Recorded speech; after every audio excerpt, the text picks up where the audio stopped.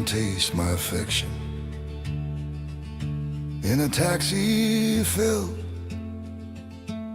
with air fresh and sweat and polite kisses goodbye. And we will find lost faces in the windows, discarded hearts crushed beneath the gap where the two seats join. Down there where their pockets spill and their silent farts collect, until the bleary driver come night shift's end will thrust down his hand and separate either you from me or me from you. So come on girl, why not slip down here with me below the false laughs and the silence of others? Submerged we'll slip condoms from wallets or graffiti our poetry along their spines. Deep hidden we'll swoon to the old lady's perfume, smirk to the popular draining their batteries dry, and touch to the whispers of the lovers wrestling. Will I ever find you, my love? And that's when we'll kiss, madly kiss, liberated tongues escaping starving lips, as the driver mumbles Sri Lankan at another set of red traffic lights.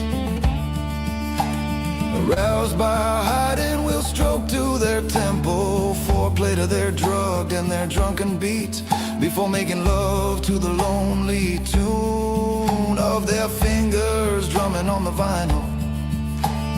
Drum, my love, drum to me.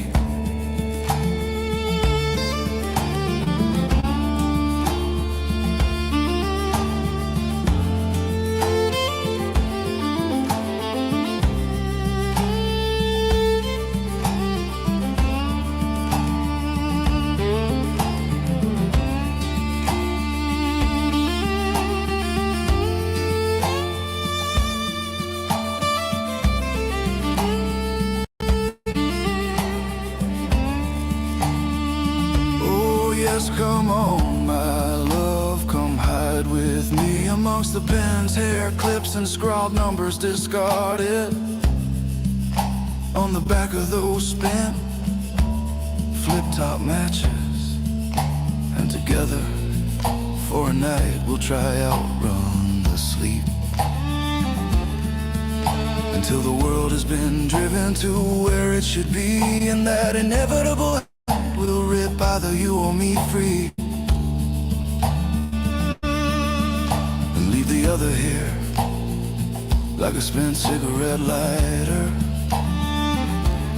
and leave the other here aglow with the ghost of our flames, and leave the other here with the fading glow of our flames.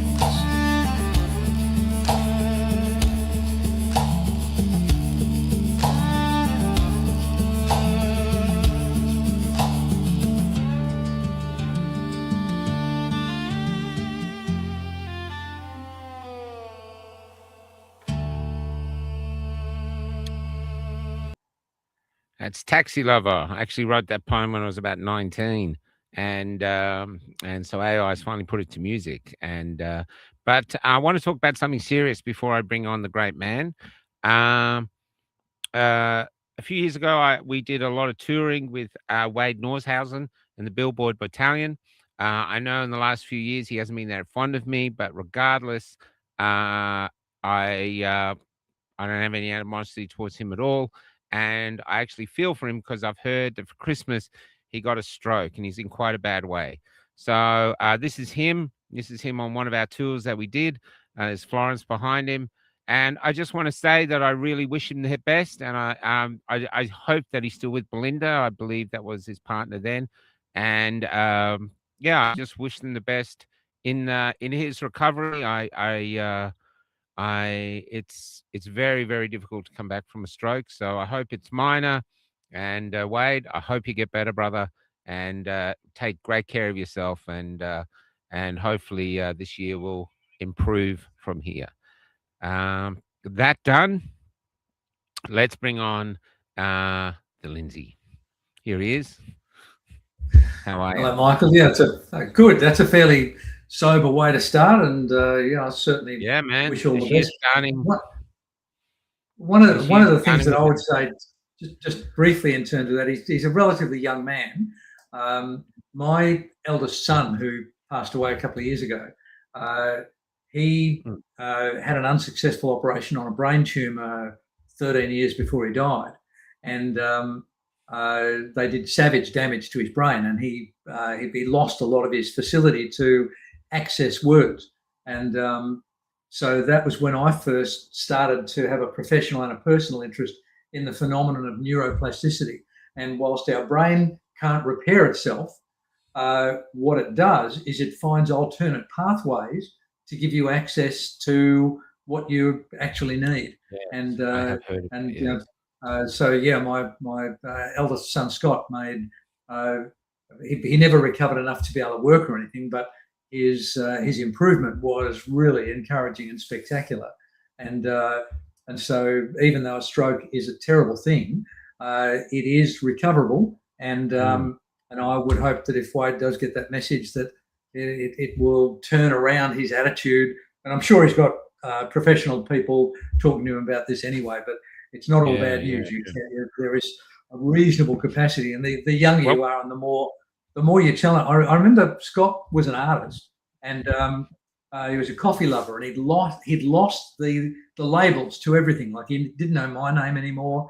You asked him what something was, and he wouldn't know. But if you said, "Can you point to the table?" he always, so he had the language, he just didn't have the access to it.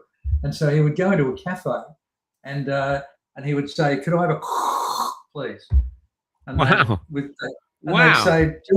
say, "Do you want a coffee, mate?" He'd say, "Yeah, but one of those." And they'd say, "You want a short black?" "Excellent." And they'd say, "Why don't you just fucking ask for a short black?" Sorry, I promised myself I wouldn't swear on this podcast. And he carried a little. That's it. Hoodie's never going to have you on. But he carried a little laminated card with an apology and an explanation written very briefly on it. And he would just hand it to them, and they would read it. And at least more than 50% of them would hand him the card back and say, "Sorry to hear that, mate. There'll be no charge for the coffee today." Now, however, his brilliant speech pathologist said to him, "Scott, do you want to be a really good mime artist, or do you want to use neuroplasticity to regain access to your vocabulary?" And he said, "I want the second one." And so he stopped doing drawings of things in order to communicate. He stopped doing charades. And I remember he rang me one day and he said, "Dad, I can say coffee." That was one of the first words that he regained access to. And it was just, wow. It was a difficult time. Yeah. So, but then you lost him. Yes, he Christmas before last, the cancer that had done absolutely nothing for 11 or 12 years inexplicably came back with about 8 different metastases in his brain and killed him within a period of a month or two. So I'm not willing to speculate as to why that might have happened. Everyone watching this podcast will be able to fill in the blanks. But yes, sadly, there was an awful period in the weeks leading up to his death, but he didn't suffer for a terribly long time. And he now either proved his thesis that there is no God, and he's just gone, or he now knows the truth and he's waiting for my time to come so that he can apologize to me for not believing me that there is something bigger than us. That's true. I think your father's the same. That's exactly right. I think it's every parent's nightmare, though, no matter how old you are, to outlive your children. So that must have been a horrific thing, Lindsay. It was it was tough on many levels. However, my personal philosophy is that death awaits us all, and we've got an obligation 100%. to exploit that unknown length of time that we've got to be the best us that we can possibly be. I can't think of any higher purpose in life than to have the richest, fullest, and most meaningful life you can have. And Shine the brightest you can while you're here. Absolutely right. Yeah. Yeah. And I'm going to say, I mean, not the way to be watching, but I was watching today because I've just heard now, just before I went to the show, that he's had the stroke. But there's new research coming in that magic mushrooms rebuild the brain, rebuild dead cells and neural links and everything in the brain. But I'm not sure he's going to try that. But it'd be an interesting recovery journey, I tell you that. You know what I mean? Absolutely. Yes, I've had a number of clients who've experimented with magic mushrooms and ayahuasca and a whole bunch of interesting stuff. And yes, I'd love to have the courage to do it. But as long as it is illegal and therefore risky, I respect the way my brain works now too much to be adding chemicals to it that could, I've done it once or twice, but I'm not really into it. It's and I like my brain, you know. Yes, it's my only real good asset. There's anyway, here we are now. We've been doing these shows, and there's always a sense that everything's going to calm down and we're going to start heading back to a bit of normality or a common sense world where we go, okay, yep, things are starting to make sense again. But instead, we are going the completely opposite way. What are your thoughts on Albanese's hate speech laws? What have you read about them, and what are your thoughts? Okay, well, and it's a very rich topic, and from my perspective, I'm going to be a little guarded in what I say. I think one of the consequences of such legislation is that there will be a fairly broad category of people who will begin to be more guarded in their speech. And that's both a good and a bad thing. Now, I'm a fan of honesty. I want to speak the truth. Yeah. Unfortunately, there are people who find the truth so unpalatable that they'll fight you for the right to stop you speaking a truth. The other thing is that the truth and language are both slippery elements, and so that means it's what I want to believe when I look at this kind of existentially and try and steelman it to look for some legitimacy and rationale in it. The lazy use of language is an avoidable problem. That if I refer to you in a way which I have no way of knowing that it's going to be offensive to you, but I speak in a way that you construe as being offensive, we have a mutual obligation. I think you have an obligation to pull me up and politely share with me your discomfort with whatever it was that I just referenced, and then if I am a genuine person who's genuinely interested in your well-being, and I pretend to be that when we're having these conversations, Michael. That was a joke, Michael. You're allowed to smile at it. I'm pretending that I'm interested in your well-being, Michael. But anyway, but the reality is I am interested in everybody's well-being. I'm genuinely interested in yours. But there are very few people on earth who I deliberately want to act or speak in a way which is distressing to them. And so if another person explains to me that the manner in which I casually use language is some form of psychological problem for them, then I'll do my best to accommodate them. Now, there is a limit to that, and we don't even have to go into that tonight. But so that means this law, about which I've got many, many reservations, it's an opportunity for us to lift our game. It's an opportunity for us to not be lazy or selfish or discourteous in the manner in which we communicate with other humans. Now, it's a tough gig because sometimes, particularly in this 21st century, there are people who are incredibly sensitive to perceived offence. And you and I have talked about in the past, the old saying, sticks and stones may break my bones, but names will never hurt me. You will remember that I add a third stanza to that, unless I let them. And so if I have been in some way acclimatized or trained to believe that the world is actually trying out to get me, and so when someone references me, when someone says, that old guy with the white hair over there, oh, how dare you, you're being ageist, you're having a go at my white hair, oh, you're a horrible person. Now, this law could very well see somebody in prison for 5 years by speaking the truth about me. I'm an old dude with white hair.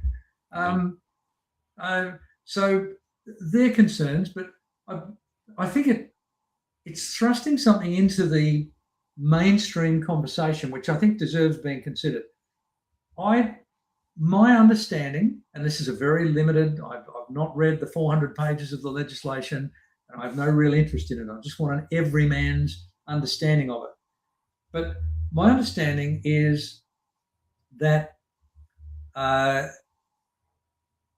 it's currently limited to religious matters.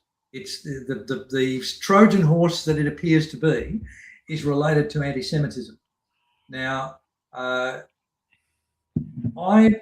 have known many Jewish people. I've had Jewish friends. I have personally no reason to think ill of any Jewish people.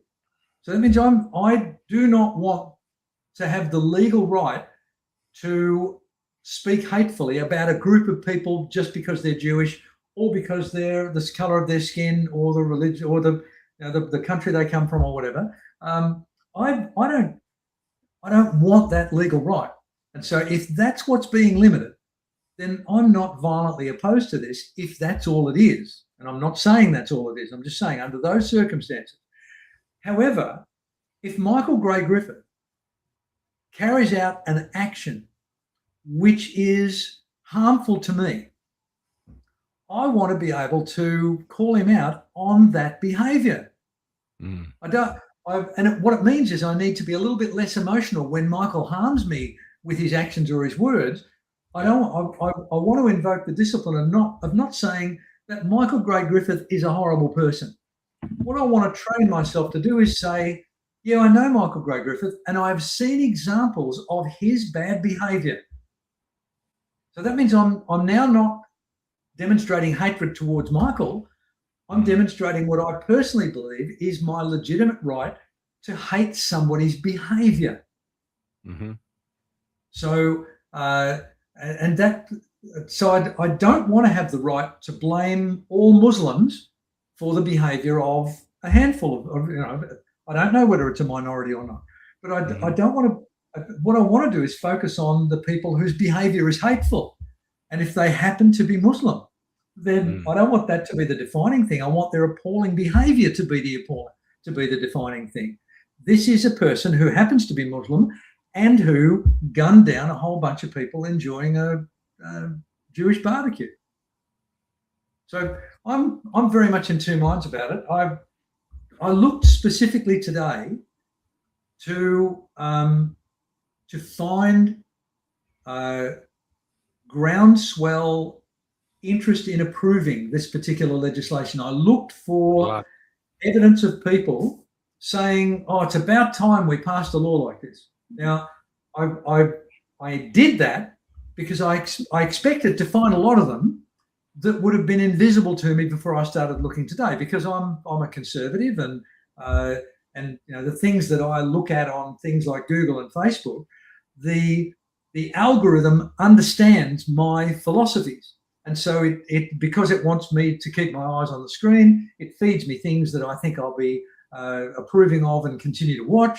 And so my naive assumption in going on this intentional search today was that I would turn over a rock of more liberal left viewpoints, and I would find commentators and influencers and people like you populating the other end of the political spectrum and doing cartwheels over the introduction of this legislation to stop people like us, says he, generalising to the freedom community that you and I are talking to, being able to say the hateful things that we say, like, there's only two sexes.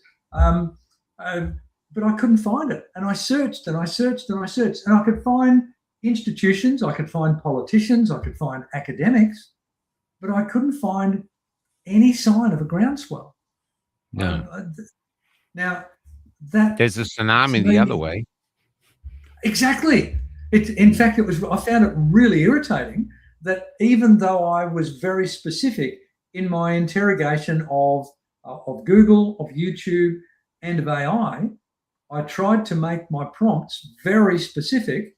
Yeah. And all it would come up with is the outrage, the people, the sort of things that it's not unreasonable for the freedom community to be distressed about. Man, as you say, there's a tsunami of that. Now, yeah. And that actually segues into another point that I wanted to make with you, which I think is an optimistic point. And it's about bullying. And there's a number of fairly well-known aspects of bullying. And we can talk about schoolyard bullying, we can talk about corporate bullying, or we can talk about governmental, even international bullying. The thing about bullies is that they're cowards, that bullies never pick on people that are bigger than them. That bullying, let's take the schoolyard as a metaphor for this, and we can work it through if we need to. The schoolyard bully looks That's for why I support. could never be a bully. I wanted to be, but everyone was taller than me. I did. Well, I actually said, can you get some dwarves? Can we get some dwarf kids in here? Yeah. Well, to my shame, I was a schoolyard bully, but not physically. I was an intellectual schoolyard bully. That I was never big or strong or pugnacious enough. But I could make people cry just by vilifying them. And so, Cool. and I regret that. I wish that had never been a part of my personality as an immature young man. Do you want to finish before I counteract that to what you just said? Because I actually think just about bullies. I actually want to go back because there's sort of two major things, but I will do bullies first. I actually believe all this anti-bullying stuff is actually detrimental. I think bullies are an essential part of building character. You're getting bullied, you got to deal with it. And it makes you stronger for dealing with it. Getting someone, teach you to fix your fights or this, that actually makes you weaker. And now I know there are times where it gets out of hand and the terrible events I do and kids kill themselves for it. I know that's bad. But I don't think the fact of trying to knacker all the bullies is the way. I was bullied mercilessly because I had lots of different schools. I've had trolls on here going crazy. I mean, they were dancing over it while I was in hospital over the fact that I might die, and I'm tougher now because of it. Very hard to bully me now, and me too. Yeah, and I've learned that through having to either ignore them or deal with them. And I think a perfect example of that is going to be in a lot of trouble is Trump. Now, Trump gets bullied. Albanese is upset by the bikini things. Every single day you get on, you'll see 9 or 10 different GIFs or memes or something else, AI thing attacking Trump. He doesn't give a rat's ass. Yep. Now, that's a man who you can't bully. He can bully you, but you can't bully him because you're beneath him, And so I think there's another way, but that's only my thoughts with that. Oh, no, Michael, I'm in complete agreement with you. All of the research about schoolyard bullying, I did professional development on schoolyard bullying, feels like 15 years ago. And the international expert that ran this professional development began her presentation, this 2-day seminar, by reporting that she had been to, I'm going to say Yellowstone National Park, somewhere where there are grizzly bears. And as they were entering, there was a whole group of people. She was on an international think tank about schoolyard bullying. And as they entered, there was a great big sign saying what to do if you're confronted by a grizzly bear. And so she was with the world's preeminent bullying expert. And she said to this preeminent expert, pointed the sign out and said, what do you think about this advice as to how to deal with a grizzly bear? And the advice was, stand completely still and do nothing until the grizzly bear walks away.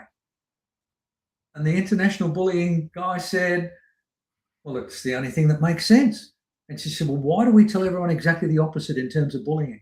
Why do we tell people to go and run and find a park ranger with a pepper spray or a gun to kill the grizzly bear? Why are we not telling children in the schoolyard, do what Donald Trump does and just smile and wave, boys, just ignore the bully?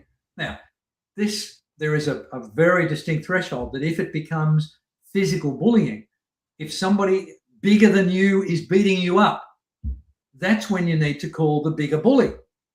But Yeah, it's the maybe. manner in I which don't the know. bigger bully. When I was in Thailand, I got shown this king cobra. They said it killed an elephant. It's an enormous thing. I've never seen such a big Yep. snake, especially a Yep. poisonous snake. And the little Thai guy said, "Oh, was it Thailand? Yeah, the little Thai guy said, what you have to do is if it raised up in front of you, so to be, but I'd be looking eye to eye with it, and it said you Yep. just have to stand still and look it in the eye." And I said, Yep. "Bring me the man who did that. I want to meet the man who eyed off a king cobra in the eye. I don't believe he Yep. exists. I believe there's thousands of people with snake bites in their ass because they were running the other way, which is what I would do. But standing still in front of a grizzly bear, slightly different from being in school where someone wants your lunch money. But I'd probably give my lunch money to the grizzly bear. But you work it out. Like you don't go straight to violence. You try to reason. You try to figure out what can do. You eventually in the schoolyard, what you realize, because the thing is, what the bully realized is, hey, this kid gave me his lunch money on Monday, and then I got his lunch money on Tuesday, and then on reward Wednesday I got system. his lunch money and his Nike shoes, and then at some point you realize I have to do something about this, even if it Yep. means taking a beating, and even if you do take a beating, and in school I had numerous fights, always taller guys.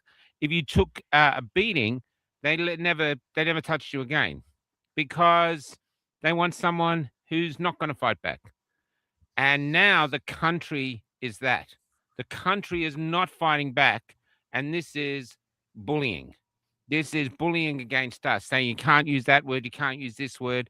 And these hate speech laws, I'd like to actually, I totally disagree. I think this is after dissonance.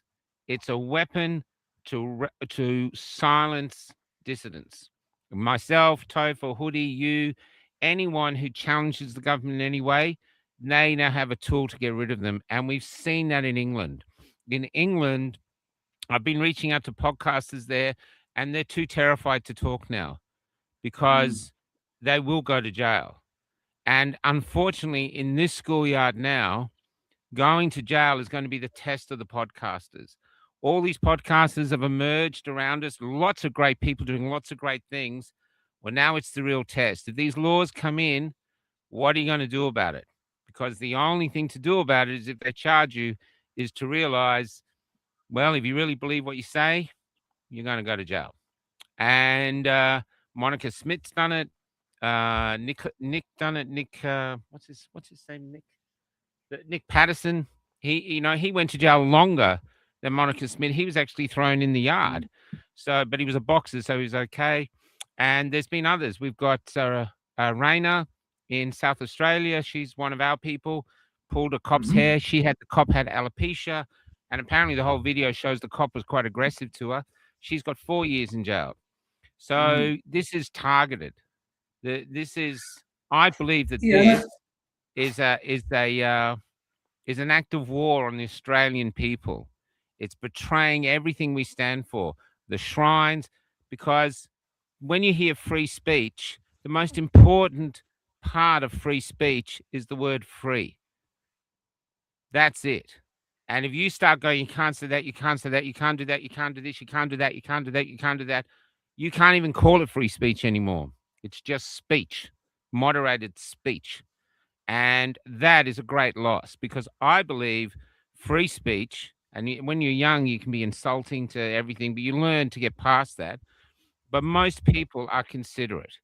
I've grown up in Australia where I don't see the racism that deserves this amount of reaction. And where I saw it is it's a song I have called Victoria Street.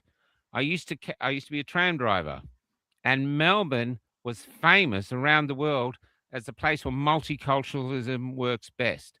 So you've got all these nationalities on the tram. No one's doing racist things. They're just Yep. going from A to B. I think racism itself is a tool they use to try to divert us. They go, oh, the white people hate you, black people. The Indian people, they're going to rob you of this, and the black people are going to break into your house, and the white people are going to steal everything off you. And it's all to get us fighting each other when there's actually only two castes in the entire world: the extraordinarily rich and the rest of us. And racism is used to keep us divided and fighting amongst each other and other things like that. So I am of a personal attack that this is probably, after jabbing everybody against their will, this is the most abhorrent legislation that I've ever seen coming out, apart from, say, kill the Exactly. bill. This is insane. This is the silencing of a good people and treating the good people as though they are incapable of monitoring their own speech. So the government has to come along going, we're going to teach you how to speak because you rabble don't know. You're just idiots and you don't even know you're saying bad words. How often do you go around Australia? Do you go you go to supermarkets? How often do you hear anyone saying the N word? I'm not actually going to say it on here now because I do find the word offensive. I'm not going to say it. I never hear it. I never hear people yelling it out to anyone. I hear, calling you F and C, but that's usually young men calling each other names. So I don't hear the N word. And I do hear people hating different nationalities, Indians and Jews and Muslims. You hear that in banter. You hear that all the time in private banter, but you're always going to hear that. And I've heard it all my life. But it doesn't mean that we've set up death camps and tried to eradicate one race or we've isolated one race. We still get on. You know what I mean? It's so I think this is draconian. I think it's a move to control us, to subjugate us, and I think it betrays everything our forefathers, the Anzacs, risked their lives for and died for. I think it's a betrayal of the very core values of what Australia is. So I disagree with you slightly. Yeah, and we are at a point of disagreement, but it's I think it's in the detail rather than the overall. You've said an awful lot in that little exposition there, and I've tried to take some notes. That was, to be honest, that was 6 minutes, and you had 28 minutes, so you're in front of me. So hang on, who's the guest here? I guess co-host. Okay, so you began with referencing your own schoolyard experiences, and you found that either fighting back or taking a beating was an effective way to lance the boil of bullying. And I don't deny it. I fought back. I just happened to get beaten up. I'm small. But I fought back. It wasn't an option. I didn't think, I'll take the beating. There was no choice. But the fact that was an effective technique for you doesn't mean that it's the only effective technique. Now, one of the very real problems that I perceive with the freedom community is that we feel that the only option for us is to violently and viciously fight back against this draconian totalitarianism that we're watching creeping throughout the world. I disagree there too. I haven't seen any violence in our community. I'm talking about Desi. I'm talking about the language that we use, our rhetoric. We have a tendency. You wouldn't use the word violent. Maybe we are living in something else. We're a minority in a community that believes that words are violent. All right. So that means, yes, we can fight back. Now, unfortunately, this particular set of bullies that we are confronted with are too big for us to fight back against meaningfully.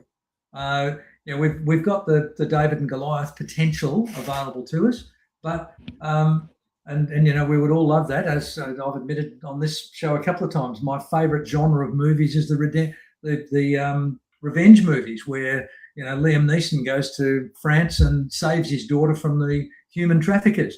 But I get that it's fantasy. That you and I are not going to overthrow the government, no matter how eloquent we might be. Yep. However, we have to live within a country.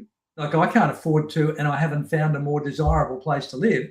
I can't afford to leave Australia. That means I've got to live here.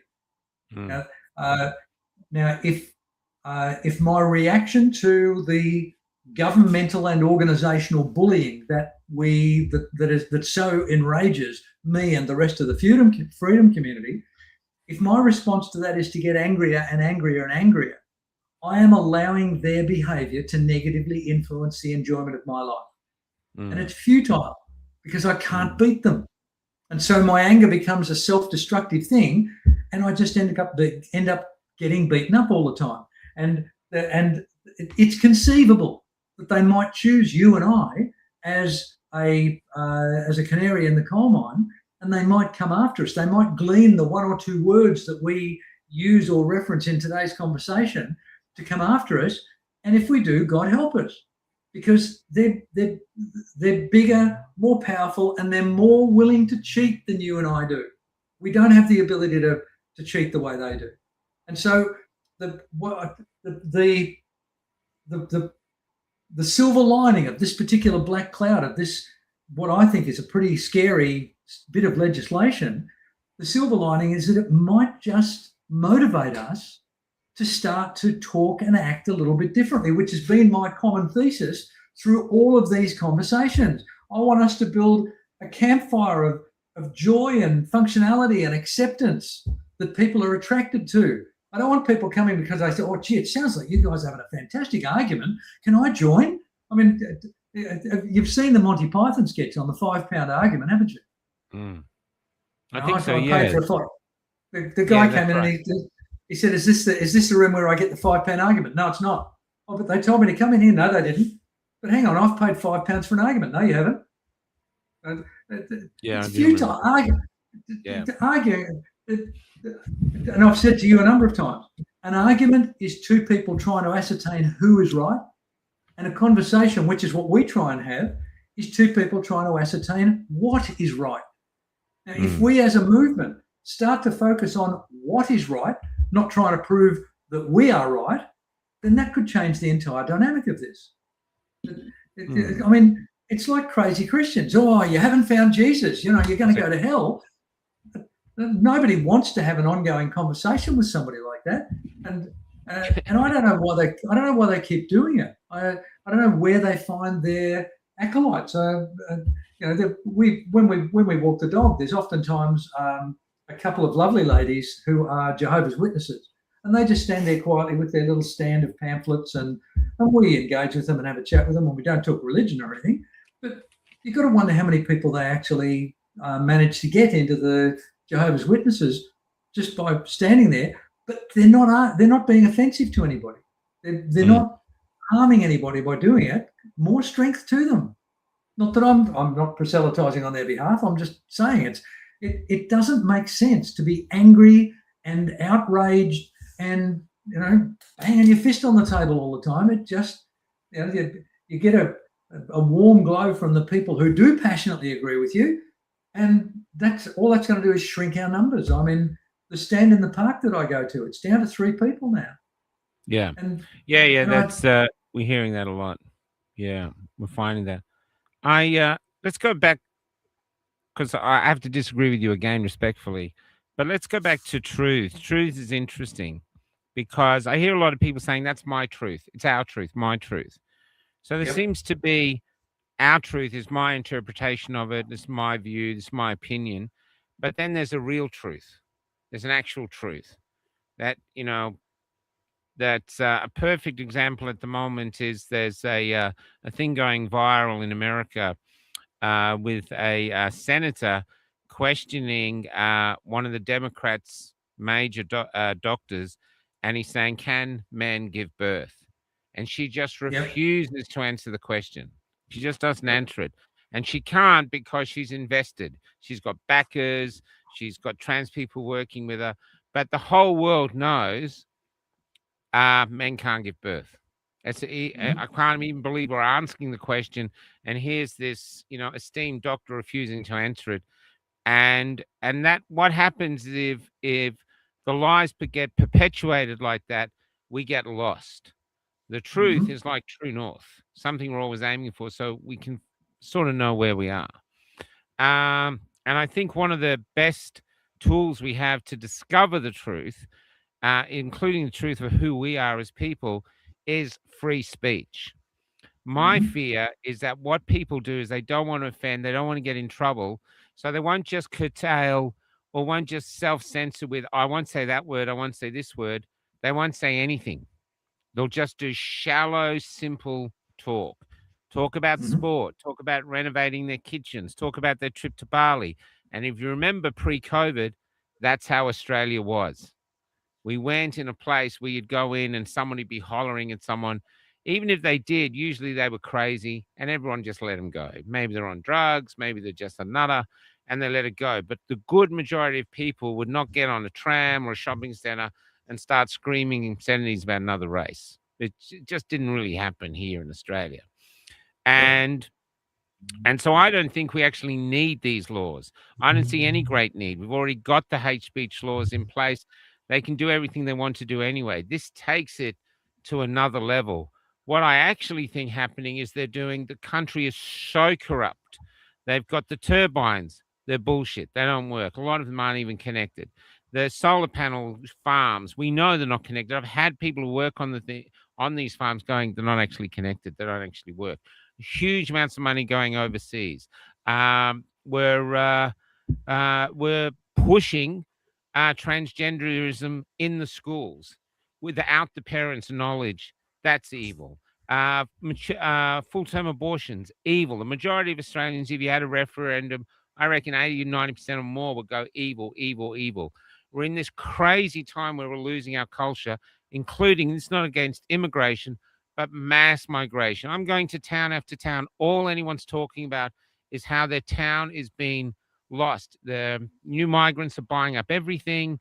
Apparently, the rumor out there is that they get all these grants to do it. So they're using our money to buy our properties, and people are angry. And you've got people are angry. It's like ready to explode because they're watching, they're losing their culture, losing their power, and they're going to angst up. And how do you stop that? You bring in these hate speech laws. So in England, they're pouring Muslims into the country, and army age groups. And in Ireland, you might have a village with, I know, Irish relatives, about 200 or 300 people, and they're putting a 500 or 600 or 1,000 migrants next to them. It's causing anger. And then what they're doing is, anger, you speak out about it, you go to jail. And so they've arrested 12,000 people in England for hate speech crimes, a lot of them your age or older. And what the point of that, I believe, I don't have evidence, but the point of that is to crush dissent. Stay silent. We know it's not fair. We don't care. And if you speak about it, we'll brutalize you. I mean, the fact that Bondi shooting was done by Muslims, those men were Muslims. Not every Muslim was there shooting. I believe you that too. Most Muslims just want to get on with their lives, but they were radical Muslims shooting up a beach. Now, some people say they were Jewish, they were Mossad, or who knows? But on the face of it, they were Islamic people. They had ISIS flags in the car. They were Islamic people, Muslims shooting Jews on the beach. And what does Albanese bring in? Anti-Islamic things. If you say anything about Islam that they deem hate speech, you're going to jail. Now that is insulting, and that is, it's actually inconceivable that an Australian Prime Minister who's a child of those who have fought and died for our freedoms is actually bringing in these laws. What I see is they're trying to create a world of safety. Maybe that's their best option. But this safety is a gilded prison. and our Mhm. children and grandchildren are going to be born into this gilded prison. And when they're young, instead of saying sticks and stones will break your bones, but names will never hurt you, go, now listen, you can't say that, you can't say this, you can't look at that person, you can't do this, you can't do that, you can't do this, you can't do that, you can't do that. That is not an environment for a human soul to grow up in. It's just not. I think this is an act of war on our culture from our own people who are either paid by overseas corporations and they're on the take, or they are brainwashed by an ideology that they are so deep in, they simply cannot get out of. They have to keep digging deeper into their ideology and their bullshit. And they can't have debate. So hate speech laws crush debate. And the reason they don't want debate and why we never see them debating is they know their ideology is built on a web of lies, has no substance. And if they actually sat down there and had proper debates, it would crumble. And we see that in the Congress in America, where the Democrats come up and they just crumble. They just look like idiots because they're trying to perpetuate something that is just clearly a lie that Republican senators just take apart effortlessly. You see that with climate change. They had, I just finished with this statement. They had all these climate change experts who are basically changing how America lives to prevent climate change. And I saw this senator go, how much CO2 is in the atmosphere? And they had no idea. And he goes, it's 0.010 of a thing percent and now this. And they're like sitting there and they just don't know what to say because it's the truth. It's the actual truth. It's the scientific truth. Like what it said about men giving birth. Scientifically, men cannot give birth. And if you find a man can give birth, then he must be androgynous and he's probably got two sets of female organs and male organs. Extraordinarily rare. But your bog standard man will never, ever give birth to anything other than a good dump. That's it. Yep. Okay, so a couple of things in that.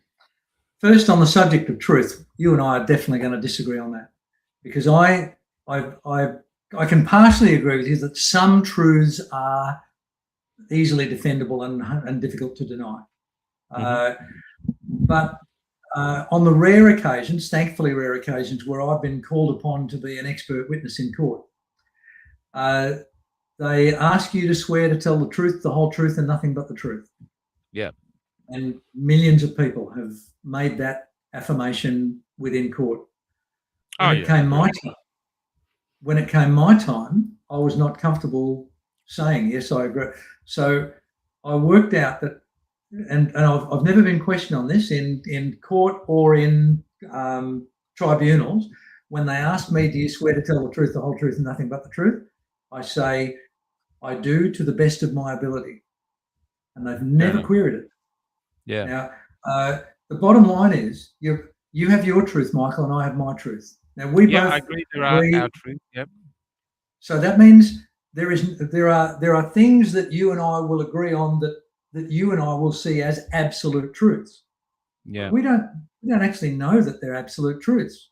But even this sort of crazy idea of men giving birth, even in your impassioned outburst on truth and common sense, you said there are rare examples of people having dual sexual organs, and it's conceivable that a man could give birth.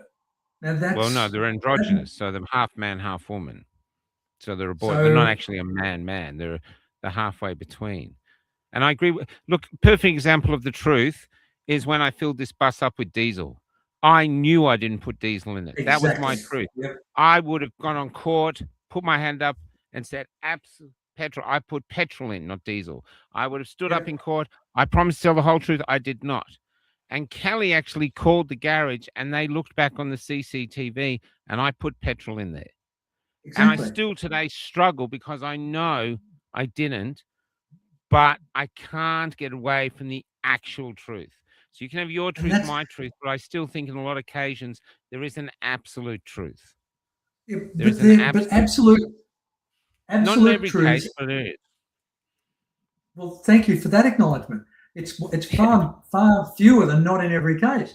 There are very few absolute truths. Yeah. I mean, gravity's not absolute. You've only got to go about 50 kilometers in the upwards direction, and you'll discover that that gravity's not an absolute. There are very few absolute truths, and you and I both had the examples where our environment has proved to us that what we believed was true is actually incorrect, and it's destabilizing. And your brain is still struggling with the fact that some idiot put petrol in, and it couldn't have been you because you remember putting diesel in. Yeah. Now, this is why I'm very uncomfortable with people passionately fighting for the truth, because I understand how easy it is to be wrong. And and I believe I don't significantly disagree with you on free speech, but I think the more powerful way to discover the truth is to look for the errors in your own argument. Try to prove yourself wrong. Now that's the opposite of free speech. That's being honest with yourself. That's saying, okay, let me do a thought experiment.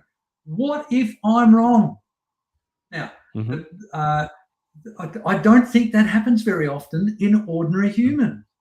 And I am not a fan of this legislation. And just briefly touching back on the bullying element of it. One of the things that occurs with bullying is the bullying, as you said, if you give them your lunch money on Monday, then you give it to him on Tuesday. Now the bully has learned that he can push you, and he'll push you harder and harder. And a couple of things happen. He either pushes you to the point where you break and you say, do what you must. I'm not going to give you my lunch money anymore. Now the bully's now in a bind. He's now got to beat up a weaker person and look and feel bad as a result, or you win. He lets you walk away. That's one outcome of bullying. That's standing stock still in front of the cobra, looking at it in the eye, and the cobra doesn't know what to do. It's accustomed to biting people on the arse as they run away. So that's bullying outcome number one. Bullying outcome number two is you do what the freedom movement is I think futilely trying to do. You look for a David with his slingshot, or you build the freedom movement's muscles and numbers up to the point where you can physically fight the bully. Good luck with that outcome. Or you can ignore the damn bully and adapt to living with the bully in your presence, and eventually the bully gets worse and worse and worse and worse, and eventually the bully explodes. Have you seen what's happened in Poland and Norway and Sweden at the moment in terms of mass migration? Yes. In Poland, they're not allowing any in, I've heard. And neither are they in Norway and Sweden, and they're left-wing governments. Yeah. Yeah. And the Arab nations, I think the Arab Emirates is not letting their students go to England because they don't want to be radicalized as Muslims. So I just want to go back to the word adapt. Oh, yeah, go ahead. Sorry, my argument there is that bullies are helpless but to escalate their bullying behaviour, and I think that's what this bill demonstrates. And if we recognise it as such and treat the bully as pathetic and don't let the bully come within punching distance of us if we can avoid it, but we minimise the impact that the bully has on us, and we get on with having the richest, most fullest and meaningful lives that we can, then eventually the bully will implode, as they have in Poland and Norway and Sweden. I think we're in the dying throes of this left-wing bullying. That took a lot of that. Well, let's look at solidarity. I just want to go back to where you said adapt. Yep. What's the difference between adapt and comply? Interesting question. Because we all know one truth from the Polish. All of the Polish tell me you cannot comply your way out of freedom. So what's the difference between adapt and comply? Okay, well, my often repeated mantra in these conversations and many conversations is, if you are constantly engaging in some form of argumentation and getting nowhere, you need to adapt. Now, that doesn't mean you say to the person, okay, I agree, men can have babies. That's not what you do. You adapt and you now, for example, if I had my dear friend Michael Gray Griffith was having this problem with me, I would soften my stance, not to the point of agreement or compliance, but I would say, Michael, I love you too much as a friend to waste any more of our time on this futile argument. Now, what I'm willing to promise you, Michael, is that when you come up with some sort of legitimate, valid justification for your stance, I promise you I will be ready to hear it. Now, if you come to me and say, I've found the argument, Lindsay, it will make us feel better if we just agree that I'll go, no. I didn't ask you for an emotional response. I don't care about your emotions in terms of that. So that's why I don't want to argue with you anymore. I want you to come up with some common sense, rational, legitimate thing that I can go, oh, that's the missing piece of the puzzle. That's why I was being so dumb in not believing that men can have babies. Thank you for helping me out of my stupidity, Michael. Now, that's adapting to an environment which I don't want to agree with and I don't want to walk away from, so I adapt to it. And I think this, as awful as this legislation is in terms of how much it affronts us as people in the freedom movement, and as much as it's the thin edge of the wedge and all of these almost certainly terrible things, all we can do is adapt to it. And so you adapt to that. What if they come across with another thing that takes it another level, like the bully? So on Monday, you agree with the bully, No. I'm not agreeing with the bully. I'm saying to the bully, I have no interest in engaging with you. If you're going to beat me up because of that, this is your moment to do it. But I'm just going to get on about my day. Now, okay. What if you're a younger father, say you're about 30, and your wife, different wife, is very much in complying with the government because she's scared of the government because she's seen what's happening, and you have a 7-year-old, 8-year-old son, or maybe 10-year-old son, who a teacher has asked him, do you think he's a woman? And he's taken by that, getting some attention from the teacher, and you find out that they haven't even told you because they don't have to tell you. So they're already starting the transition thing. This is happening in Victoria now. They're starting the transition thing. And if you say anything about it, if you're not actually 100% forward of your 7 or 8 or 9-year-old son starting the transition period, puberty blockers and all that, they will remove you as a father. How do you adapt to that? That's a diabolically difficult dilemma to put a person into. Australia now. Yes, and I'm not arguing that. However, if I was that 30-year-old father in that situation, I would have to understand that I had no power, that the bully is too big and too strong, and that means I would have to adapt to that. Now, how? Well, you've got your son. Your son is on the path to be rendered infertile. So your lineage will stop with your son. So how do you adapt? I know that whatever I come up with as a response, your agile and creative mind is going to be able to mess me up. No, it's just simple questions. Simple questions. Yeah, it's a complicated and difficult question, Michael, because as that 30-year-old father, I know that it's not a fight I'm going to be able to win. I don't have the resources, I don't have the connections, I don't have the knowledge, and I don't have the time. That the bully is bigger than me. So that means I have to find a way to adapt to it. Now, I think, and this is top of the head stuff, I haven't given this the consideration that it deserves because it's a big deal and it's probably happening in hundreds of households as we speak. I think the very first thing. Sure. Perhaps the reason it's an unbeatable fight is because early on, when they were first starting this, we adapted and we didn't stop them then. So you got free speech coming in now. They're bringing in these hate speech laws. I will just have to adapt. But as bullies, they're going to get worse.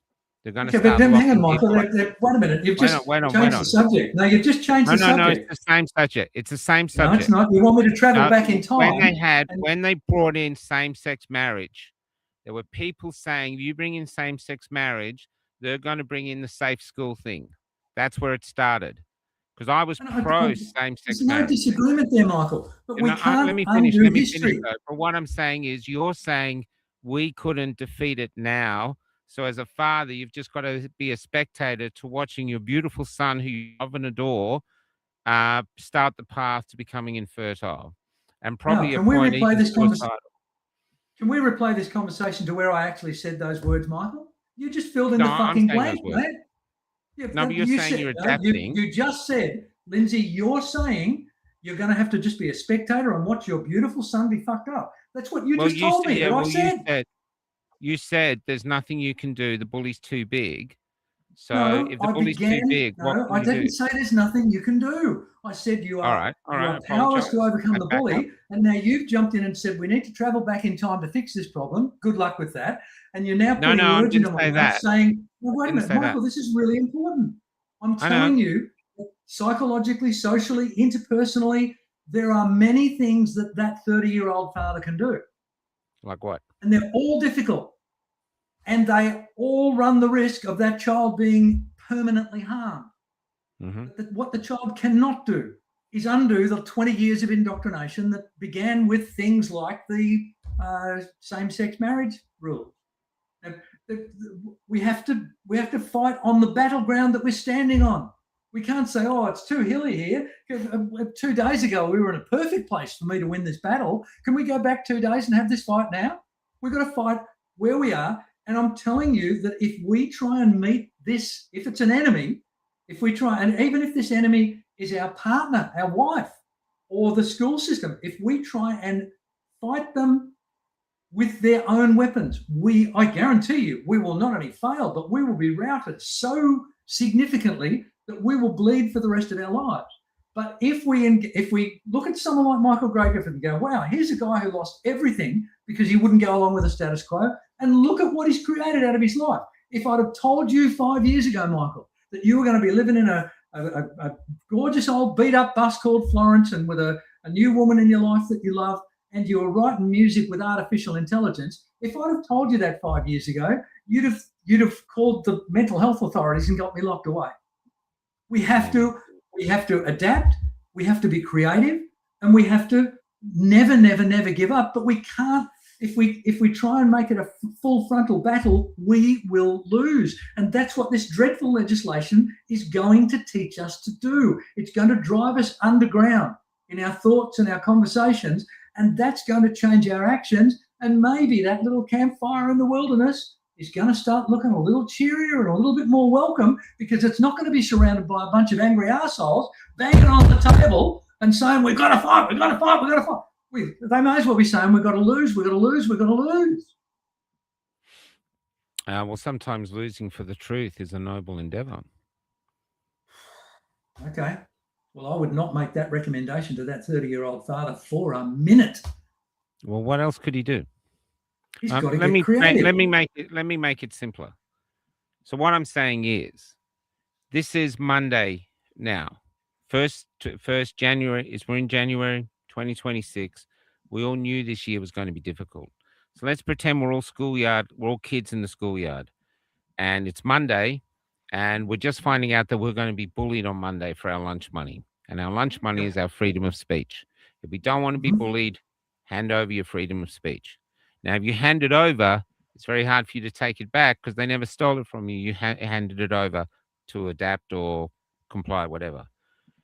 If you do it on Monday, if you stood up, you would have taken a beating, but the bully would back off because he's realizing, wow, those people are never going to give me their lunch money. If you hand over the lunch money and hope to adapt, 3 or 4 years later in school, where you're still getting bullied every day, you're losing a lot of weight because you never have lunch, it's going to be harder and harder for you to stand up and fight. And what happens in revolutions, and this is, I've talked to these people in Romania and Czechoslovakia and everywhere, the parents try to adapt and tell the kids, what can you do? They're too big. There's no way we can win. There's no way we can win. And then their children say this, and I've recorded this in an interview of 2 or 3 interviews actually with Romanians, that their children or their grandchildren would say to them before they went out, because the streets were on fire with revolution, and the mothers would say, don't go out, you'll get hurt. And one woman especially said her brother, 17, turned to her mother and said, I'm either going to come back a free man or I'm going to die. And he left the house. And what I'm saying is, I think now by trying to downplay what they're doing, we're going to leave the actual bloodied fight to the next generation, where this is our fight. And I believe right now, this is our fight. This is unacceptable. It has to be fought Okay, and right here, Michael, right now, I have to. or we lose, or we lose more than our country. We lose our power, we lose our identity, and we're going to have to live like shams for the rest of our life, pretending we're good people, when in actual fact, we are the cowards. Australia is not Okay, girt by Michael, sea, it's girt by Michael, I cowards. have to stop you. I have to stop you on a point of order. What you are doing is you're trying to win an argument by making shit up that I have said or advocated. No, I'm that's not. what I'm just giving an example that what Michael, I think you're repeatedly saying that I am doing and saying things that I have not done and said. I have not Well, you said did comply. say the word adapt. But You said we've you'd adapt. attempted to explore that adapt is a way of creatively not complying. I don't see it. I don't see how. I really don't. Okay, well, what that means is that I'm advocating a concept that your brain can't currently handle because your brain is too deeply committed to fighting a fight, even if you die fighting it. Like that 17-year-old example you just gave. It's a way of, do you think it's a way of trying to avoid a fight by trying to self-justify your way out of it and saying that's a good route to take when actually it's not? Okay. Because it's the quality of our children's and our grandchildren's liberty will basically depend on the actions we do now. That's what I really feel. Michael, it's not our safety, and in any war, you have to get bloodied. You have to. You can't Michael, go through or not get hurt. This is frustratingly fascinating to watch a man as creative as you locked into such a dichotomous opinion. We are a free country, and they are coming ready to silence us with the threat of imprisonment if we use words they don't approve. And it's so vague. It's very clear. They've even got. Michael. Look at this. Michael, this is the most frustrating conversation I've ever had with you. Look at this. To occurred before commencement. So they can go back in the last 5 years or 10 years and find things any Australian has said to imprison them or silence them. This is not something you can adapt to. This is an attack on us now. At any time in our conversation, have I disagreed with you about the awfulness of this bill? No, but I'm questioning the word adapt. And that's because I lack the way out of this. Yeah, that's obviously because in this moment, I lack the linguistic skill to be able to either explain or demonstrate or lead you to understand what the difference is between compliance, surrender, and adaptation. I don't know how to communicate it to you, Michael. I'm telling you that, and it's what I do for a living. 100% of the people that come, 100% of the people that come and see someone like me are coming because their environment is reprehensible to them. They've either got a horrible boss or a horrible wife or horrible children or all the miseries that come to people like me. And almost none of those miseries are rectifiable by my client. Mm-hmm. So that means I spend my life trying to help people psychologically and socially adapt to a set of situations. And the ones that succeed are the ones that flourish. They don't win the fucking battle. They adapt to their circumstances in ways that are creatively meaningful to them. And it's not, thank God, it's not my job to tell them how to do that because I know nothing about them. I could be in your friend for 10 years and know nothing about you, Michael. So it's not my job to tell you what to do. It's my job to tell you, wow, it seems like a nonsensical no-win thing to fight a battle against Goliath. And then along comes a shepherd with a sling and a single stone and finds bloody whatever the giant's name was, weak spot. That's the can I put another argument forward? What if the good majority of Australians decide, look, we're just going to adapt our way past this because if the government's so big, we can't do anything. So, as a group of individuals, they all decide to adapt, which we saw happen with the jabs. But what if those Oh, no, Australians, no, Michael, that was not 30 or adaptation. 40%? That was not All right. adaptation, Michael. That was compliance. That All was right. not But what about adaptation. if 30 or 40% of Australians, and I see it happening, actually said, you know what, we're not going to adapt. We're just going to say, no, we're not doing it. You want to throw us to jail, Mhm. build more jails. We're not adapting. This is the line in the sand. You've been going this far. You've been bullying us for ages, bullying us with, oh, you name it. There's nonstop. The government has been out of order for ages, bullying us for ages. And at some point, Australians said no. Now, if they actually said no and the government fell apart and these laws went away, that would be like a peacefully won. There's no violence. It's just saying no. It would be a peacefully won victory. And on that victory would come self worth.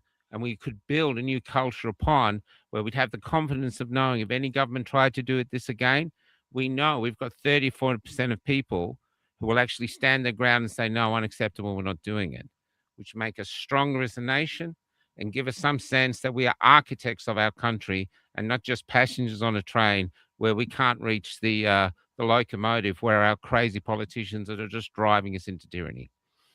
Mhm. I think that's the moment here now. I really think it is. Because what's worse, the I next hope. will be digital ID, but you won't be able to stop it because if you say anything about it online, you'll be removed online or jailed. And then it becomes the social credit score system. And the social credit score system is an open air jail. And Mhm. that's it.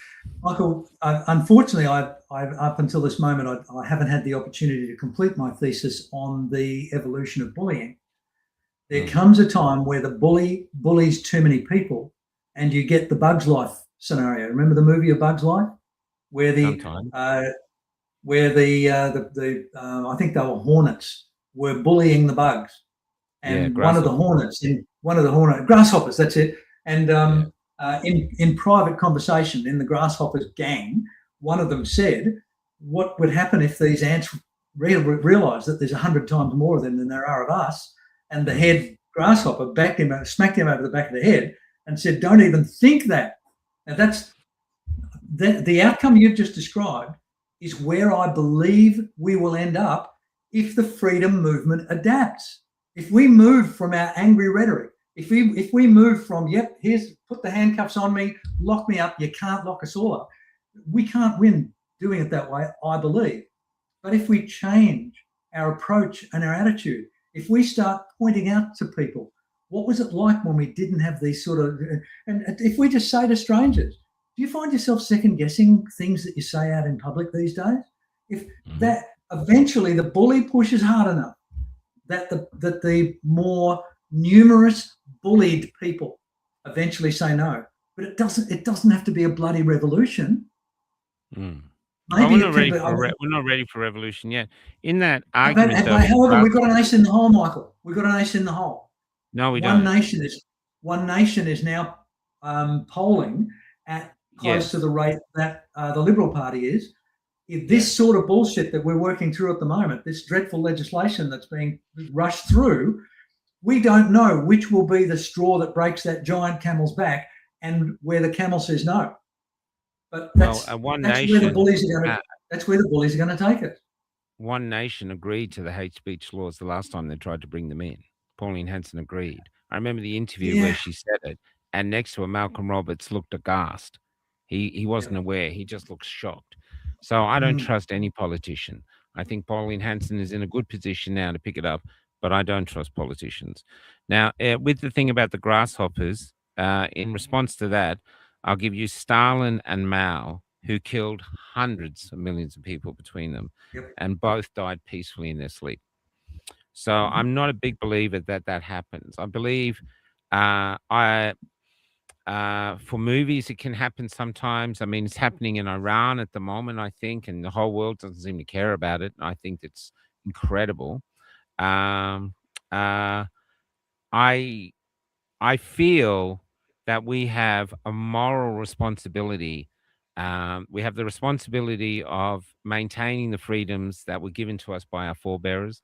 And I feel we absolutely, that's hugely important. But I think we have a moral obligation to the Australians who haven't even been conceived of yet, the ones our kids will give birth to, hopefully. And they have a right to be born with the same freedoms that we were born with, that we are handing over through silence and compliance. And I believe that this moment now, this bill is the line in the sand. Now, I was a part of the Kill the Bill in Melbourne when Dan Andrews was bringing his pandemic treaty. And even though we lost, one thing we gained from it was a passion that we fought. We were out there. Losing isn't always how would you say it? Isn't always a defeat. The Vietnamese lost every battle they ever had against the French and Americans, but they won both wars. And and I think the fight has to be there. There has to be some of us fighting this, and because it is just absolutely wrong. It is completely wrong. You need freedom of speech, freedom of choice. The government should be there to empty the bins, fix the roads, do a few little dodgy deals, and stay the F out of our lives. This government has lost its mind. It is totally into absolute control. There's cameras everywhere. I live on the road. Everywhere you go, cameras, cameras, cameras, and people are adapting, trying to adapt to not be fined or not stay out of the cameras. We are being beaten down. And it's time for us, I believe, and this is it. This, to me, should be the line in the stand where Australians say no. And the Liberal Party, well, they look like they're dead. But the Labor Party needs to get uh, a virtual kicking so they remember once and for all, for at least the next 20 years, you do not try to steal the freedoms from Australian people because we are not slaves. We are not prisoners. This is no longer a penal colony. This is a democracy. And it's supposed to be a representative democracy where you represent our wants and needs. And I'm online and seeing people in the street. I don't hear anyone calling for hate speech laws, anyone at all, just the Prime Minister. Yep. And my research today demonstrated that. There's nobody expressing opinions on social media about what a great day it is that we've got hate speech ban. This is a bullying tactic. Very, but the, I mean, I don't want to. I like and respect you too much to continue pursuing a potentially alienating disagreement. No, we can disagree. I have full respect for you. I just disagree. Yeah, and I yeah. So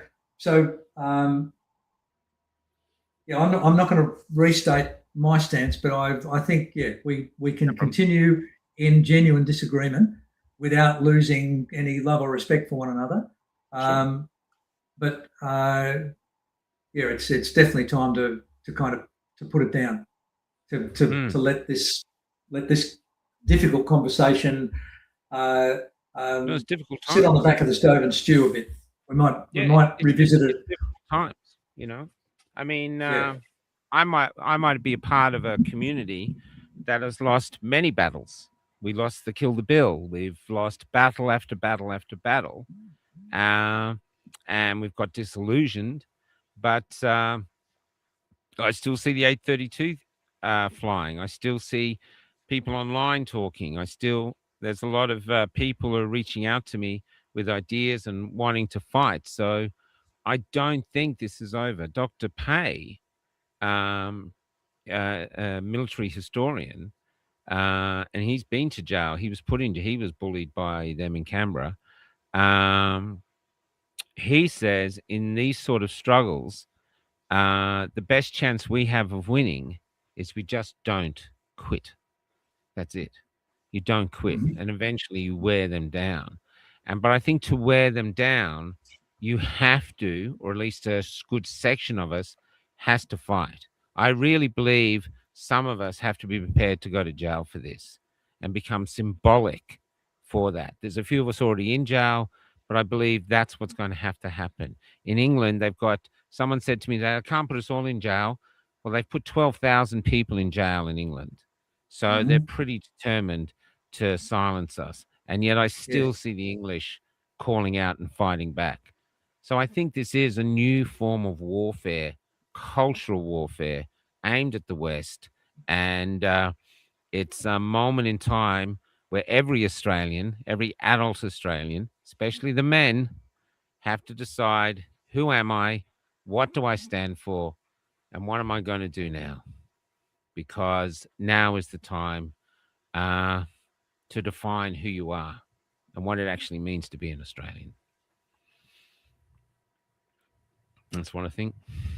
Mm. And it's noble. Uh, the guys that run towards the enemy machine gun position to try and move the battle forward. They're Some people see them as heroes, some people see them as lunatics.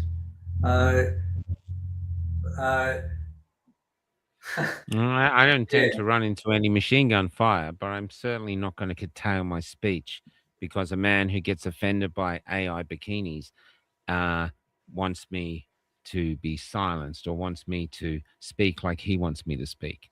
He can go yeah. fuck himself. Mm-hmm. Yeah. And I absolutely respect your right to make that decision.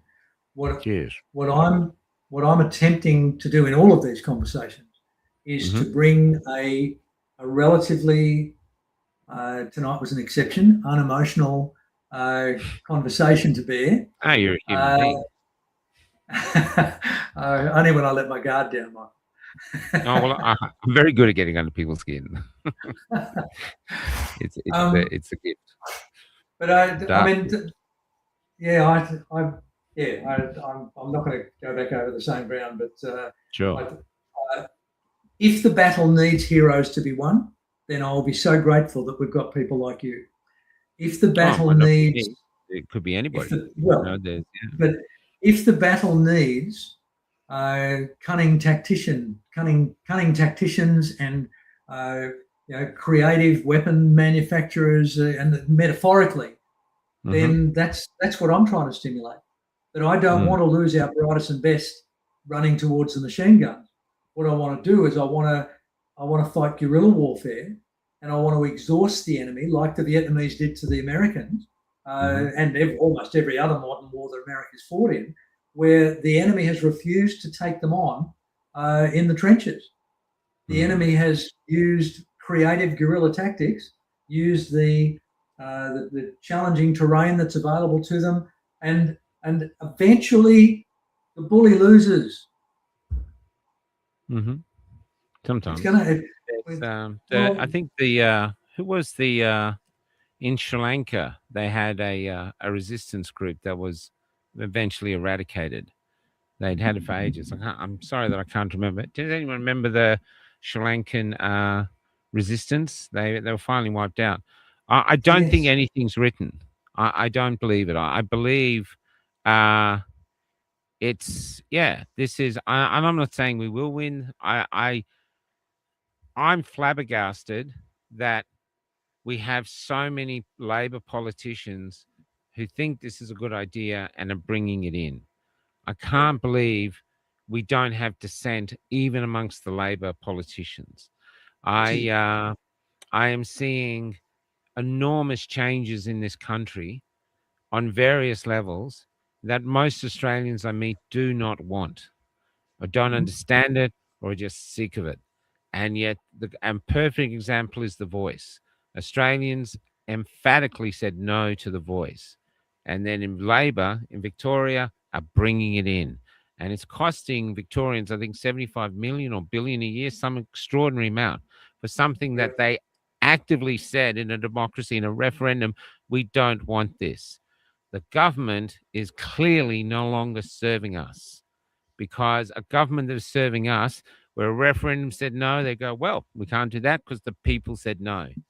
Instead, they don't care. They act like the anointed. We know better than you, you rabble. And now they're saying, we're sick of you rabbles noise. We're sick of this. You're disturbing our peace up here. We know where we're going, and you're going to come with us. And if you won't come peacefully, we'll gag you and drag you along. And I think this is where we're at. And I've had people coming up to the bus today. One German guy, he was incredible. Came up and he said he was just exasperated. He could not believe we're seeing this. He says it's happened before. It's right here now, and he can't. He can't believe it. And Michael, there's I two think, things. The Tamil Tigers just came up in the Camel, chat. thanks, guys. Camels, yeah. I don't know. I missed who said it, but well done. But, Thanks, man. Yeah. Now I've lost where you were going with that second point, Michael. It's just. I know. No, there's something really important that I want to make a point to you, Michael. Sure. You're in an incredibly interesting position. In many ways, you are a lightning rod for the energy that's demonstrated in the echo chamber that we occupy. This wonderful minority of people that hopefully you and I appeal to. But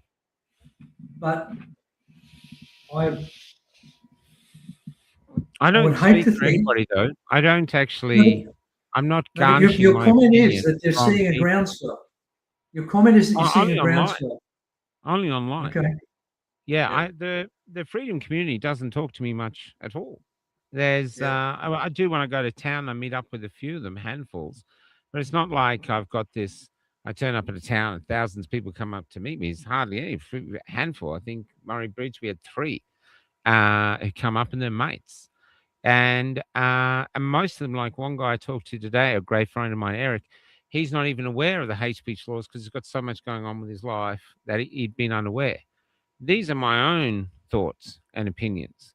And the older I get, I'm really learning how important freedom is and how important freedom of speech is. I believe freedom of speech is a gift from the gods to ward off tyranny. It's why they always want us to hand it over. They want us to hand it over so we disarm ourselves. We got disarmed in Port Arthur, so we can't be violent. We just don't have the resources. So we have to do it peacefully. And one of the most peaceful ways to do it is to be outspoken. And they realize that, and that's why they want to silence us. And it's going to be much harder once we're silenced to achieve anything. And that's why I think we have to fight tooth and nail to hold on to this. And we can't fight. I don't see any violence. I mean, no one's cutting down cameras in Australia, as far as I know. Everything's been left alone. So at the moment, it's just discourse, their propaganda versus our propaganda. And that's why, I mean, Albanese wants X gone. Why does he want X gone? Because all the other platforms censor us at will. The government tells them to censor us, they do. X, it seems to be the only platform where they go, no, we're going to post what we want. So it seems to be some freedom there. And one of the things that occupies my mind a lot is why Donald Trump's America hasn't stepped into places like the UK and Australia with these draconian limitations on free speech. One of the things that stops bullies is the bigger bully phenomenon. We were talking about that an hour or so ago, where if you're monstering me for my lunch money, and I've got an older brother 2 years ahead of us in school, then there's a chance that my older brother will step in and smack you in the face and say, "Leave my brother alone." Now, that's the sort of behaviour that I must admit I expected of Donald Trump. I think he sees himself as a rescuer, and I just can't work out why all he's done is try to humiliate Keir Starmer. He hasn't tried to step on him in any way. Well, it's an ally, I guess. You know, I don't know how it works up in their level. I'll never be there. But I actually don't want Trump to do anything. I think this is a moment. Australia has never had a civil war, which the Americans had a war of independence. and we've never had a war of independence. I think Mhm. this is that war. And I think if we win it, if we're victorious on this battleground, even just through discourse, just through not complying, then upon that victory, we can build a better Australia where we But we have a need, pride in ourselves and we can get our yeah, but we need men to be with their we chin in need to out. be creative in the way we fight that guerrilla war. We can't do it by having 1 million people descend on Canberra. They practiced with those dreadful weapons on us when 1 million people did go to Canberra last Yeah, but time. we did, And look at we were and look at the we did weapons. Hang on, let me finish the sentence, Michael. Look sure. at the look at the weaponry they just unfolded in securing Maduro from Venezuela. Uh, I I don't want to have a civil war where we have nothing but our words and the enemy has M15 carbines and energy weapons. Mm. In We've got to be do you know how creative. they We've got won to in find a way Romania? to. Do you know how Sorry. what happened? Do you know the moment when Romania was having its revolution? Do you know the moment in that revolution where they won? No. I heard this from two or three Romanians. It was the moment when the police could no longer stomach killing their own people, Oh and they laid wow. down their weapons and they joined Wow. the protesters. And that's And you happening really in think Iran. Australian police are going to do that Yeah. after what they did during COVID? Yeah, I don't believe all of them did it. I believe a small what I think happened early on in COVID is we were innocent. We are a good people and Yep. we are not used to draconian methods. Dan Andrews had us at a disadvantage. I Yep. believe it was like a cultural Pearl Harbor, but no enemy gets two Pearl Harbors. When we went to Canberra, we thought we would be heard and respected. We did not even conceive that our own government would use such weapons against us as they did. And they did. I've documented the people who've been injured. And the government's never admitted it. Why should they? Because they're at war and we're the enemy. Yep. There's but this time uh we wouldn't be as innocent. I don't know what we have to do to win this. I can only speak for myself as a human being alone. I actually often don't feel like I'm a part of a great movement. I just feel I'm alone and people listen and follow me. Fantastic, but that's all I have to do. I'm an old guy. I got hardly any money. I got this old bus. And I've got a great girl, and even everything we do, like everything we do, is just on a $250 Android phone. It's not like we're yeah well endowed with anything. But to me, my choice is that this has to be fought now. And I think if enough people actually go, yep, I'm doing that, and they get to the battleground, however that means, other people will join. And if they join by following those who are doing it, however they're doing it, even if it means going to jail, uh, I think bit by bit, uh, the thing will sway in our favor. But if we just Mm. go, okay, well, there's nothing we can do, and they bring this in, then I think further darker draconian methods will come in, and it's going to be very harder to stop those. Much harder, maybe even impossible. The social credit score system, where you can't get food, you can't get fuel, that how do you escape that? We are now the generation who has a choice. Do we want our children and our grandchildren to be free or not? That's our choice. And if we decide, no, we want them to be free, then we have to pay the price now. And we can fight this fight without bullets. They won't kill us. We're not there yet. We can fight it peacefully and we can fight it Creatively. humanitarianly, creatively, but we Creatively. can do it. Please, We can creatively. do it, but no, we can do it now. We are fighting for the right to be a human being. And to be a human being, the one right you have is the right to be yourself. And you cannot be yourself unless you're free. And freedom of speech is the core of that. And that's the gift we give our kids. You're here. You've never existed in the history before. I want you to be the best version of you, as you said at the start of the show. And you're basically a light bulb. You glow because of who you are. And if we take away that right now by giving up freedom of speech, those children will not have that right. They will be Anne Franks living in the attic of their soul. And that's the truth as I see it. Yeah. This is how how awful this is. It's gone too far. This should be the hill that we fight upon. This is the rats of Tobruk. I believe this is it now. And I don't even believe it's pushed by our government. I believe it's pushed by people above them and stuff like this because Yep. they're just doing it. And I think they're having a last ditch effort to see if they can do it. They're doing it in Canada, they're doing it in New Zealand, Ireland, a lot of Europe, and a lot of places they're failing. And they should fail here because it will be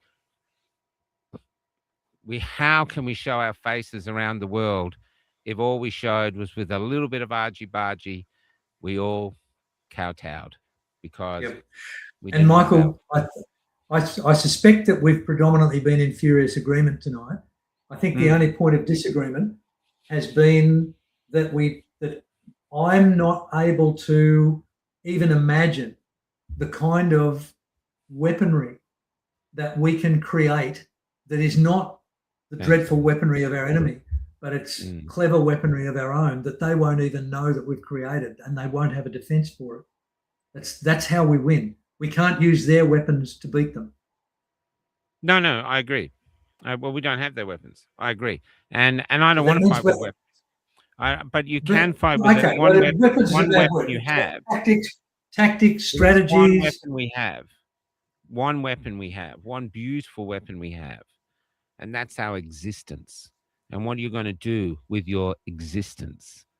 Because they can beat it out of you, they can kill you, but how you face death, you can either choose to live on your knees or die on your feet. And if you choose to die on your feet, there's only so many they can do before the people that are oppressing us will go, I can't stomach this anymore. These are my brothers and sisters. And so they've got 12,000 people in jail in England. They're going to keep going, but they're going to run out of jails. And bit by bit, I think people will go, this is incredible. This is insane. But we are going to have to get bloodied in a way. And I don't mean bloodied physically, but I mean like in COVID, we're going to have to take some hits. But it's necessary because we will take hits that are not physical, that are not real bullets. But if we don't take them, then our grandkids will be facing real bullets. And history teaches us that. Yep. There you go. What an interesting conversation tonight, Michael. We forgot the marshmallows. Yeah. Well, yeah, yes, I don't know how to summarize what we've talked about tonight. Well, Robin is saying here, truth and speech are our weapons. Truth, speech, courage, determination, resilience, they're our weapons too. And deciding you're here for one lifetime, what you want to be. And I'm telling you, Lindsay, this is what I personally think of you, and I could be wrong.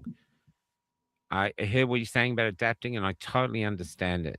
But I think if they arrest me and put me in jail and they tell you, Lindsay, you got to say nothing. You get online and say anything. You mention Michael's name. You say this is wrong online somewhere, and we'll come after you. I think for a bit you'll worry about it. You'll consider adapting. But I think inside you, you'll go, no. And I think you'd get online and say, the arrest of Michael is wrong. Okay. And that's how I agree with almost everything you've said there, but there is a point of distinction that I'll make. One of the best series that I've ever seen was the original UK version of House of Cards. And it was about a truly evil politician. Oh, yeah. And it was then Americanized, and Kevin Spacey played the evil politician. But this guy, the only line that I remember from this dreadful man was he was in the Houses of Parliament, and he made a point by saying, the opposition might say X, Y, and Z. People in the high street might say X, Y, and Z. They might say X, Y, and Z, but I couldn't possibly. So that's creative use of language. So I agree in general terms that if Michael ends up incarcerated and Lindsay's told not to talk about it, Lindsay will actively work on a creative way to say something along the lines of, well, everyone watching knows that I would like to talk about a man that I'm not allowed to talk about, a man who's in prison. And Fair enough. I've been forbidden to talk about him, so I'm not going to talk about him. Okay, I'm not going to say another word about Michael Gray Griffith. I'm not going to comment on whether I think his jailing is fair and reasonable. I'm not even going to talk about whether I miss him or not, and whether I'll do everything I can to try and get him released. I'm not going to say any of that stuff, guys. I'm going to talk about a whole bunch of other stuff. So now let's talk about the reasons why a person might be put in prison just for speaking their honest truth. And I'm not talking about Michael Gray Griffith here. I've been told I'm not allowed to talk about Michael Gray Griffith. Now, and I've just made that up on the spur of the moment. But I promise you, Michael, and you might be really disappointed in me, I value the well-being of the woman I love more than I value the well-being of both Michael Gray Griffith and Lindsay Spencer Matthews. So if you end up incarcerated for speaking your truth, I will not thumb my nose to the powers that be. I won't say, hi guys, I'm back on Cafe Lockout and Michael's not here because he's in fucking jail and these assholes have told me that they'll put me in jail if I talk about him so they can fuck off. I'm going to talk about Michael till the cows come home because they can't solve. I'm not going to do that, Michael, and I hope that doesn't disappoint you too much. But I hope I'll be able to find a... disappoint me. It doesn't disappoint me because it hasn't happened yet. Unfortunately, when it comes to true acts of courage, the only test is when you're in the point where you have to be courageous or not. And none of us really know how we're going to be until we're at that moment. And that's the truth. That's something I've learned in this battle. Lindsay, I'm going to call it a night. It's been an interesting night. I hope we're still friends. I'm still friends. But I think it's good to have these conversations. I so much value the fact that we've got the ability to even strongly have a disagreement and not lose any real respect for each other. I don't think either of us has. I totally understand your point of view. Hey, I don't want to be away from Cal. She goes into Bunnings. I miss her, so I don't even want to get away from Cal. But this is an incredible time in history where your actions could actually matter, and so that's it. And I think that's what we're sent here to do, to decide, because ultimately what we do when confronted with this, the choices we make, free choices. We will decide whether we tackle them or whether we comply. But I think whether we adapt. But I think sadly, the silences, if we do comply, and the silence of our nation will be full of the ghosts of the Australians yet to be born, going, why did you just enslave us all? What in your life was so worthy for you that you would enslave all of us? Because your forefathers didn't enslave you. Yes, I think there's a lot of truth in that, Michael. A lot of truth. Maybe. Anyway, good night. We're going to go out with the lucky country. Awesome. And actually, I'm going out with the lucky country. Actually, I'll go out with Epic, because the thing I love about this is that we didn't come to start a war. We came to show you that we were still your mates and it was not too late. And this is what I've seen the freedom movement. I've seen the freedom movement be a beautiful thing the whole time. I haven't seen that much violence, a bit of anger, but not. But I think we're a beautiful community. But we've had some challenges. And once again, to Wade, mate, I really wish you the best. It's a terrible thing to have a stroke, so good luck. And I hope Belinda stays by your side and you persevere and get through. Take care, brother. This is Epic. Lindsay, I love you. Thanks for a raucous night. Mate.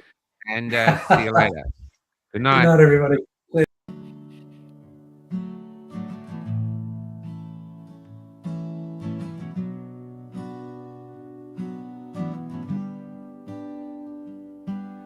We came down from Darwin with the dust in our veins. We drove across the Nullarbor, driven by change.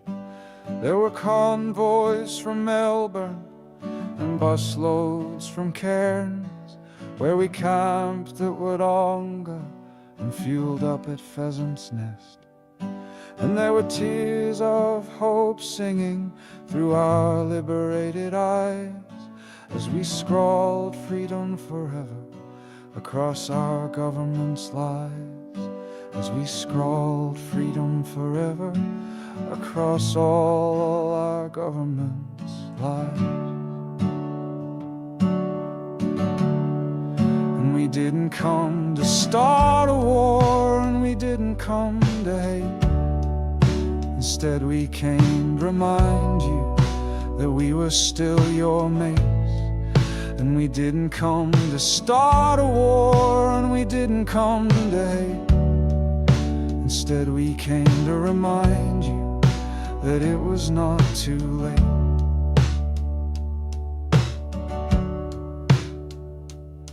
But our country had gone crazy, corrupted by fear. And before us the long path was already flooded with tears. Yet in epic we were dancing, for we knew what we'd done. Together we'd made the birth of all our freedoms. And this new cry for liberty were the smiles in our hugs, as the cops haunted our periphery like tyranny's new thugs. But for one night in Canberra we knew we were aglow, and our luminance was shining like a beacon of hope. And we didn't come to start a war, and we didn't come to hate. Instead we came to remind you that we were still your mates. And we didn't come to start a war, and we didn't come to hate. Instead we came to remind you that it was not too late.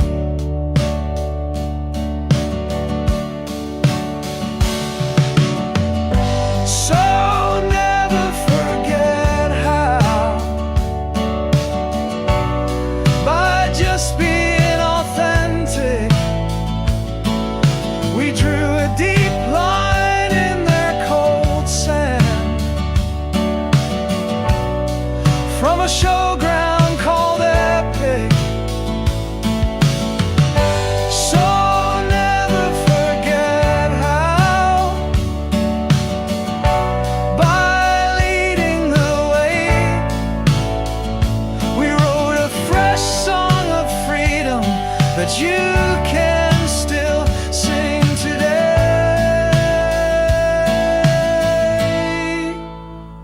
So sing like you've never sung before.